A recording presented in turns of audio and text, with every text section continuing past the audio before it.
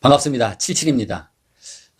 내일 모레쯤에 제가 이제 또 미국에 일정이 있어요. 건설 관련해서 일정이 잡혀 있고, 또 간 김에 이제 조금 휴식하는 시간도 갖게 되는데, 요번에 그 얼론 머스크가 홍보했었죠. 자기가 그 집에 산다고. 박서빌이라고 라스베가스에 그 본사가 있습니다. 그래서 거기도 한번 방문해서 또 상의할 게 있고, 근데 이 우리나라 단열 그 기준하고 좀 미비해요. 그래서 현관문이라든지 창, 그리고 외벽, 지붕, 그 두께에 따른 그 박서빌 제품이 그런 점들이 또 좀 차이가 납니다. 그래서 그런 부분도 좀 살펴볼 겸 갔다 오게 되겠습니다. 미국 가기 전에 생각나는 게 있어서 제가 영상을 올리게 됐습니다. 자, 이제 대망의 신축을 하게 돼요. 여러분들이 새 집을 짓게 돼요. 그래서 그냥 집을 딱 뭐 박서빌처럼 그냥 갖다가 이렇게 척척척 펼쳐가지고 집이 하나가 되면 정말 좋겠어요. 뭐 분쟁의 요소가 없습니다. 그냥 사다가 운반해서 크레인으로 딱딱딱 펼쳐서 집이 되면 얼마나 좋겠어요. 근데 보통 자기 머릿속에 그리던 신축을 하게 되는데, 근데 집 짓는 과정에서 그냥 무난하게 완성돼서 이렇게 잘 되는 경우도 많지만, 이제 불만족과 그 분란의 그 요소도 많습니다. 보통 뭐 일괄도급이라 그러죠. 턴키 계약해서 도면에 의해서 다 지어지면은 이제 공사 잔금 주고 입주해서 살면 되는데, 이런 이제 일괄도급 방식이 많은데, 이런 경우의 문제는 대체로 이제 공사비를 먼저 많이 받아요. 많이 받아가지고 이제 잠적해버리는 경우가 있습니다. 도망가 버려요. 또 하나는 그 공사 이제 완공될 무렵에 와서 추가 공사비를 무리하게 많이 또 요구하는 경우가 있어요. 그러면서 이 사용검사에 필요한 서류들이 많아요. 뭐 설비, 전기, 통신, 뭐 정화조, 뭐 그 또 단열재 납품 자료 뭐 이런 거 많은데, 그런 서류들을 안 줍니다. 또는 못 주는, 그 업체들한테 충분한 돈을 주질 못했으니까, 물론 건축주한테 돈을 다 받았겠죠. 근데 자기가 다른 데 쓰고 돈을 못 주니까 그 업체들이 또 그런 서류를 안 해주는 겁니다. 그러니까 이 시공자는 그냥 또 남을 나라 도망가고, 그러면 건축주가 애가 타죠. 이게 준공이 돼야 또 등기가 되고 대출도 또 일으킬 수가 있고, 그런데 이게 사용검사가 안 되니까 건축주가 자기 돈 들여서 또 그걸 막 하고, 그런 경우도 참 많아요. 그래서 이러한 문제점을 겪다 보니까 내가 지은 이 집이 정말 싫어지고 정말 지긋지긋하고, 그래서 불편한 집이 됩니다. 그래서 문제가 발생돼도 어떻게 문제를 잘 지혜롭게 해결하고 편안한, 그런 평안한 집이 되는 경우가 있고, 불편한 집이 되는 경우가 있어요. 그래서 오늘 영상은 끝까지 잘 보시고, 좀 이 건축 분야 아니더라도 다른 분야도 이런 분쟁이 있는 경우에 좀 좋은 참고가 될 것 같아요. 첫 사례는 이런 경우가 있어요. 어떤 A라는 분이 있는데, 꽤 유명하고 꽤 이제 튼실해 보이는 그런 주택 시공사하고 이제 목조 주택이니까 계약을 했어요. 평수는 뭐 한 100평 가까이 되는 큰 집이고, 공사비는 한 7억 좀 넘는데, 이렇게 이제 계약을 해서 진행하는 중에 기초가 다 되고 이제 목조 골조가 올라가면서 집이 이제 어느 정도 갖추려고 이렇게 뭐 시작하는 그 시점이에요. 근데 제가 그때 연락을 받고 가보니까 공사는 한 전체 공정에서 한 10% 진행된 상태고, 근데 문제는 공사비 지급은 한 전체 공사비에서 한 25%가 이렇게 지급된 상황이더라고요. 근데 주변에서 뭐 시공자들이나 뭐 납품했던 자재상 또는 뭐 배달해주는 밥집 이런 데서 그 건설사에서 돈을 못 받았다는 거예요. 다들 막 주변에서. 그리고 그 얼마 안 떨어진 그 현장이 또 있는데, 그 같은 계약한 시공사, 거기도 막 공사가 중단되고, 뭐 이 시공업체가 부도가 난다는 소리도 있고, 이러니까 건축주가 그런 소리를 들으면서 공사 진행도 지지부진한 가운데, 또 이 계약서에 의한 중간 기성금 또 25% 이외에 또 지급할 그 시기는 다가오고, 이렇게 해서 이제 건축주가 또 판단을 해야 됩니다. 골치가 아프죠. 이렇게 이걸 지금 막 이 시작된 공사는 참 어떻게 정리하기가 사실은 힘들어요. 그래서 이거를 법에 가서 해결해야 될지, 이 상태에서 끊고 더 지급된 공사비를 받아야 될지, 뭐 이런데 이게 참 애매합니다. 그래서 지금까지 지어진 공정의 어떤 퍼센테이지도 또 객관적인 전문가들이 와서 또 다 뭐 평가하고 계산해야 되잖아요. 그런 것들 골치가 아파요. 그래서 자꾸 공사는 점점 늦어지고, 또 이게 완성이 언제쯤 된다 예정했을 때 자기 아파트 또 거기서 나와서 일로 이사 오고, 또 다음 사람 이사 들어오고, 이런 다 이렇게 맞물려 있잖아요. 그래서 어떻게 결정을 했냐 하면은 자, 여기서 이제 타결을 하고 계약 해지를 하고, 계약했던 시공회사하고, 그리고 좀 10% 정도 더 준 공사비를 그냥 포기해버려요. 포기해버리고 남은 돈 얼마 있어요? 25% 줬으니까 전체 공사비 한 75% 있잖아요. 그러니까 대략 한 1억 정도가 더 지급된 상태죠. 근데 나머지 한 75% 돈이 있어요. 그걸로 직영 방식으로 해서 빨리빨리 막 해가지고 결국엔 다 완성을 했어요. 그러니까 이 시공사에서 맡겼던 전체 공사비랑 별 차이가 안 나게 그냥 직영으로 바꿔서 공사를 그냥 마무리 진 거예요. 그렇게 하고 날짜 가까스로 맞춰서 이제 이사도 입주를 하고 이렇게 된 사례가 있습니다. 시공사하고 그냥 말하자면 물렸다 그러죠. 물려가지고 뭐 재판을 하고 뭐 하고 이런 과정 없이 그냥 완공이 잘 돼가지고 편안하게 잘 살고 있어요. 또 하나 예는 그 상반되는 예인데, 이거는 이제 일괄 보급 방식으로 한 게 아니라 실비정산 보수가산제. 그러니까 말하자면 직영 방식이죠. 직영인데 내가 하기 힘드니까 소장을 두고 소장 보수를 줘가면서 이제 직영 공사를 하는 거예요. 근데 문제가 도면이라는 게 사실상 그냥 기본 도면이 나오죠.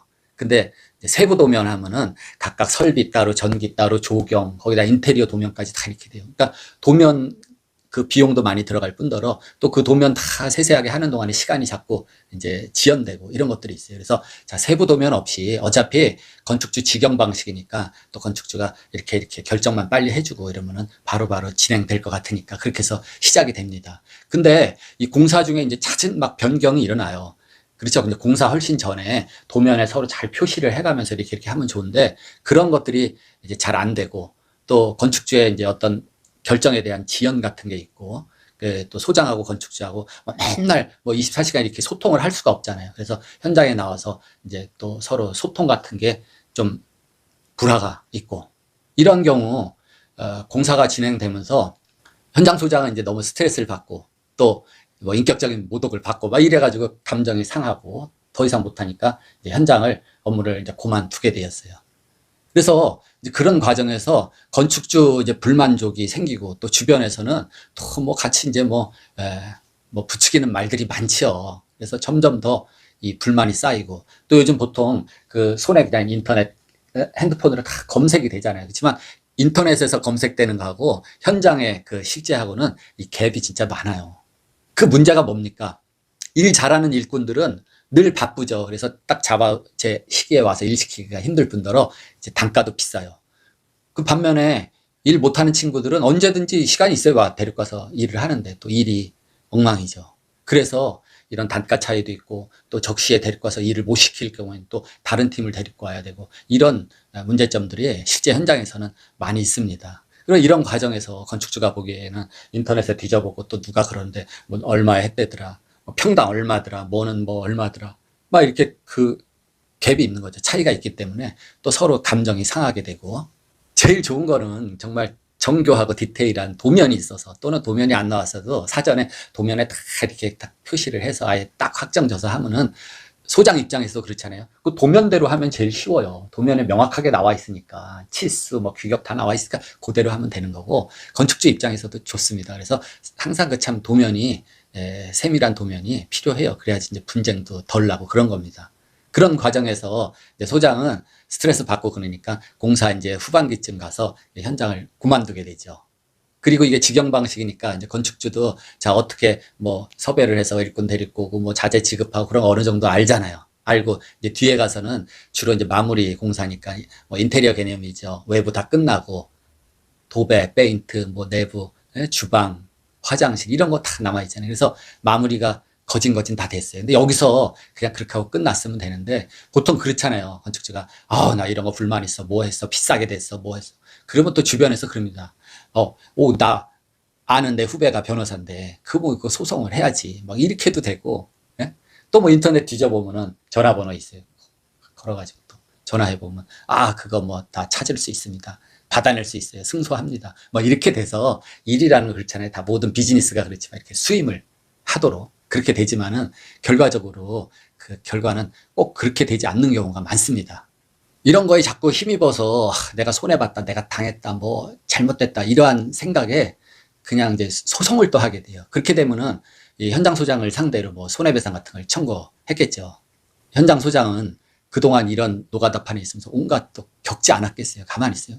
소장도 뭐 같이 맛 고소를 하고, 예? 또 고발도 하고, 예? 진정도 내고, 막 이렇게 되니까 둘 다 털리는 거예요, 말하자면.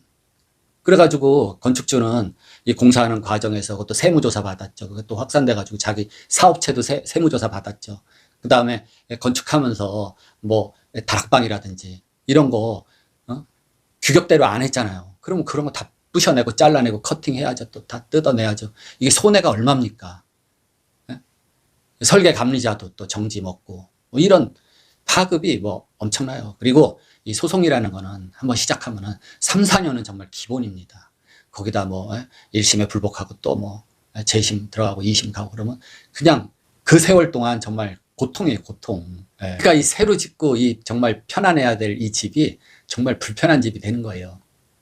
이 특히 건설 계통에 이 분쟁이 많습니다. 그렇잖아요. 이 안에 얼마나 이게 정말 너그럽지 않은 그냥 빼쭉한 마음으로 보면 다 문제거리에 다 소송거리고 정말 그렇습니다. 그래서 지금 법원 소송의 한 60, 70% 이상이 이 건설 관련 소송입니다. 예. 특히 뭐 돈 문제가 제일 많죠. 돈 문제가 많고 하여튼 뭐 예기치 못한 정말 그 분쟁거리가 사실상 많은 건 사실이에요. 그러니까 소송이 진행되는 동안에 입맛도 없죠. 뭐 일도 손에 안 잡히죠. 그냥 막 이 청춘이 그냥 다 불행해지는 거예요. 주변의 부추김하고 본인의 정말 잘못된 판단으로 소송하기는 쉬운데 정말 시작되면 정말 골치가 아파요. 잃을 게 많습니다.